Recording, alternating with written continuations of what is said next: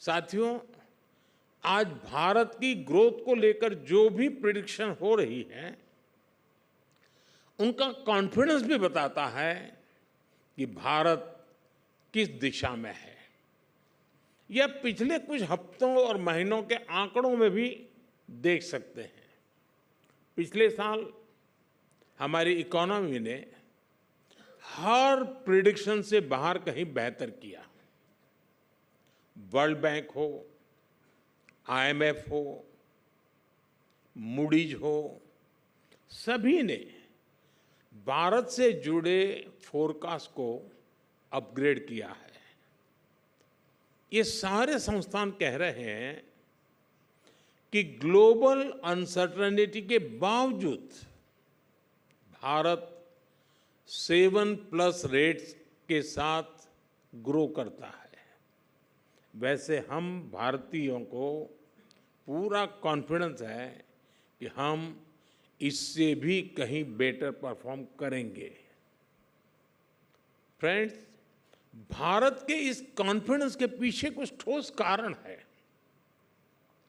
Manufacturing हो या फिर सर्विस सेक्टर, आज दुनिया भारत को इन्वेस्टमेंट के लिए पसंदीदा जगह मान रही है। ये कोई कोइंसिडेंस नहीं है, बल्कि ये बीते 10 साल में हुए बड़े रिफॉर्म्स का ही नतीजा है। इन रिफॉर्म्स ने भारत के मैक्रो इकोनॉमिक फंडामेंटल्स को ट्रांसफॉर्म कर दिया है। जैसा एक उदाहरण भारत के बैंकिंग रिफॉर्म्स का है। हमारे बैंकिंग रिफॉर्म्स ने बैंकों की फाइनेंशियल कंडीशन को तो मजबूत किया ही है, उनकी लैंडिंग कैपेसिटी को भी बढ़ाया है।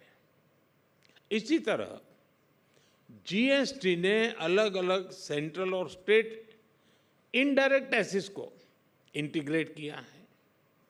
इंसॉल्वेंसी एंड बैंक्रप्सी कोड यानी IBC ने रिस्पॉन्सिबिलिटी, रिकवरी और रिजोल्यूशन का नया क्रेडिट कल्चर डेवलप किया है। भारत ने माइनिंग, डिफेंस, स्पेस जैसे अनेक सेक्टर्स को प्राइवेट प्लेयर्स के लिए, हमारे यंग एंटरप्रेन्योर्स के लिए खोला है। हमने FDI पॉलिसी को लिबरलाइज किया ताकि दुनिया भर के इन्वेस्टर्स के लिए यहाँ ज़्यादा से ज़्यादा अवसर बन सके। हम अपनी लॉजिस्टिक कॉस्ट और टाइम को कम करने के लिए आधुनिक इंफ्रास्ट्रक्चर पर फोकस कर रहे हैं। हमने बीते दशक में इंफ्रास्ट्रक्चर पर इन्वेस्टमेंट को अभूतपूर्व स्केल पर बढ़ाया है। साथियों, भारत ने प्रोसेस रिफॉर्म्स को सरकार की कंटिन्यूअस एक्टिविटीज का हिस्सा बनाया है। हमने 40,000 से ज्यादा कंप्लायंसेस को खत्म किया। कंपनीज एक्ट को डीक्रिमिनलाइज किया। ऐसे दर्जनों प्रोविजंस थे जिसके कारण पहले बिजनेस मुश्किल था, हमने उनमें बदलाव किया। कंपनी स्टार्ट करने, बंद करने, क्लियरेंस को आसान बनाने के लिए नेशनल सिंगल विंडो सिस्टम शुरू किया गया।